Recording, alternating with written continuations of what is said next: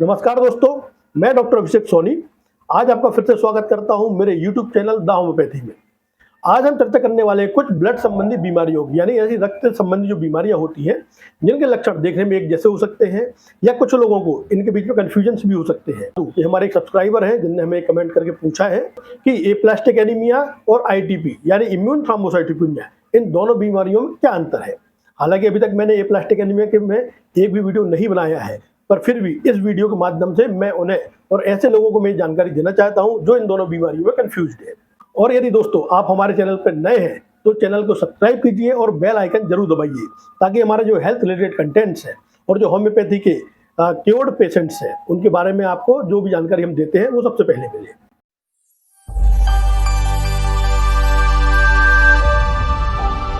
तो दोस्तों, इन दोनों बीमारियों में डिफरेंस जानने से पहले सबसे पहले हमें समझते हैं कि इम्यून थ्रोम्बोसाइटोपेनिया क्या है और एप्लास्टिक एनीमिया क्या होता है। तो दोस्तों, ITP यानी इम्यून थ्रोम्बोसाइटोपेनिया ये एक ब्लड डिसऑर्डर है और इसमें जो हमारे शरीर में प्लेटलेट्स काउंट्स होते हैं, जो प्लेटलेट की संख्या होती है वो नॉर्मल संख्या से कम हो जाती है। पर ये होता क्यों है? इसमें जो बोन मैरो होती है वो तो नॉर्मल वर्क करती रहती है, यानी प्लेटलेट्स का प्रोडक्शन और दूसरी सेल का प्रोडक्शन बराबर सुचारू रूप से चलता रहता है। पर हमारे जो बॉडी की डिफेंस मैकेनिज्म है वो कंफ्यूजन के कारण हमारे जो शरीर की प्लेटलेट्स है उनको डिस्ट्रॉय करने लगती है, उनको खत्म करने लगती है और परिणाम स्वरूप हमको देखने को मिलता है कि हमारे शरीर में प्लेटलेट्स कम हो गई है। इस कंडीशन को बोलते हैं इम्यून थ्रोम्बोसाइटोपेनिक परप्यूरा। अब ITP में होता क्या है? ITP जो हमारे शरीर में प्लेटलेट्स कम हो जाती है, प्लेटलेट्स का काम होता है कि हमारे शरीर में यदि कहीं चोट लग जाती है तो उसका थक्का जमाना है, यानी खून के बहाव को रोकना। पर यदि हमारे शरीर में प्लेटलेट की संख्या बहुत कम हो जाती है तो जो खून का थक्का जमने की प्रक्रिया है वो कम हो जाती है, यानी आपको चोट लगे तो हो सकता है कि आपको बहुत ज़्यादा ब्लीडिंग हो, या फिर आपको शरीर में छोटे छोटे स्पॉट्स हो सकते हैं जिनमें स्किन के नीचे कुछ ब्लड वेसल्स जो होती है रप्चर हो जाती है और आपको परप्यूरा या ब्रूशिंग देखने को मिलती है। तो दोस्तों, दूसरी तरफ यदि हम बात करें एप्लास्टिक एनीमिया की, ये भी एक ब्लड डिसऑर्डर है। इसमें जो हमारे ब्लड की सेल्स होती है, चाहे वो RBCs हो, प्लेटलेट्स हो, WBCs हो, ये तीनों की संख्या कम होती है।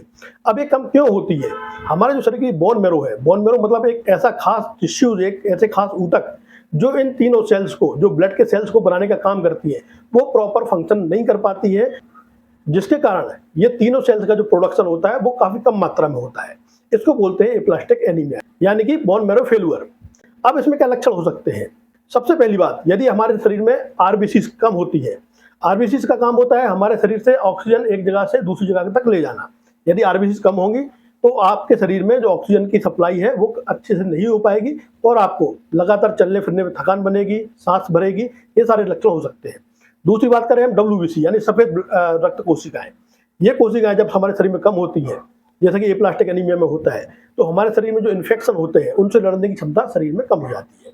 और तीसरी बात जो कि है प्लेटलेट्स की, यदि प्लेटलेट्स कम होते हैं तो जैसा कि मैंने बताया कि प्लेटलेट्स कम होने से आपके शरीर में खून का थक्का जमने की जो टेंडेंसी है वो कम हो जाती है।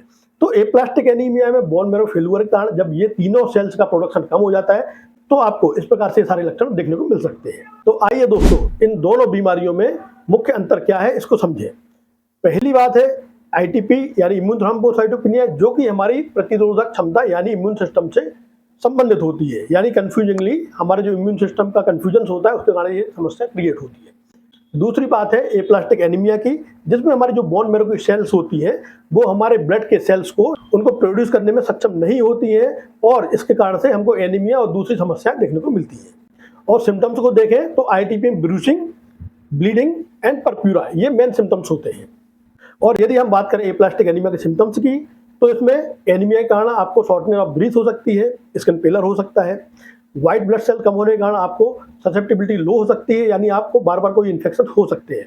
और तीसरी बात, यदि थ्रोम्बोसाइटोपेनिया होता है, प्लेटलेट्स कम होती है, तो आपको ब्लीडिंग, ब्रूशिंग, ये सारी चीज़ों का आपका सामना करना पड़ सकता है। अब दोस्तों, बात हम करते हैं होम्योपैथिक ट्रीटमेंट प्लान की।